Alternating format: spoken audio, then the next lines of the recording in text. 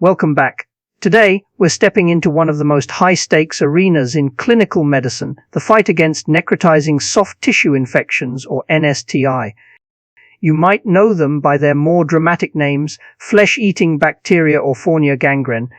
But behind the headlines is a complex, rapidly evolving clinical challenge that continues to carry a sobering 20% mortality rate. In the 2026 update, just published in the Journal of Trauma and Acute Care Surgery by the Global Alliance for Infections in Surgery, the message is clearer than ever. Time is not just money, time is tissue, and time is life. Let's talk about the diagnostic red flags. We've all seen cellulitis, but NSTI are different. The classic hallmark is pain out of proportion, that moment when a patient is in agony, yet their skin looks relatively unremarkable. It's a subtle warning of a fire burning deep beneath the surface. As the infection tracks along the fascia, we see edema, bully, and eventually the late-stage signs like crepitus or necrosis. But remember, fever is only present in 40% of cases. We cannot wait for a classic presentation that may never arrive. Now, how do we confirm our suspicion? The LRINEC score is a familiar tool, but the new guidelines offer a critical caveat. While a high score, 8 or more, is incredibly specific and helpful for confirmation, a low score cannot rule out the disease. We're also seeing the rise of the necrosis score, a simpler triad of markers, a systolic blood pressure under 120, violaceous or purple skin, and a white cell count over 15,000. When it comes to imaging, CT remains our most sensitive ally, particularly for deep-seated infections in the abdomen or perineum.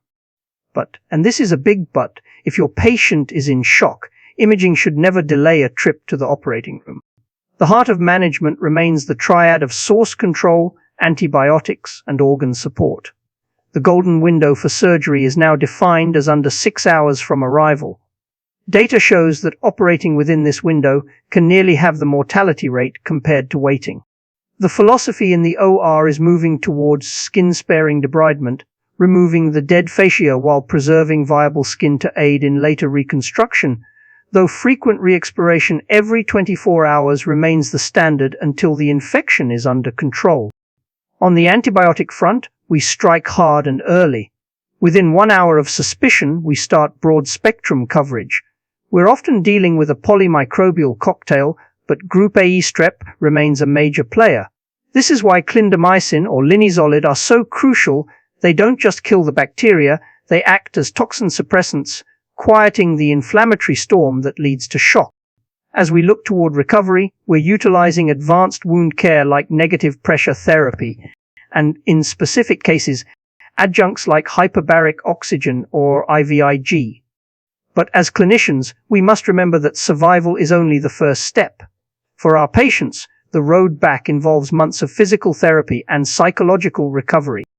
Managing necrotizing soft-tissue infections is not a solo act. It's a race that requires a multidisciplinary team, surgeons, intensivists, and infectious disease specialists, all moving in sync. The next time you see a patient with soft tissue swelling and that haunting pain out of proportion, remember, the clock is already ticking. Thanks for listening.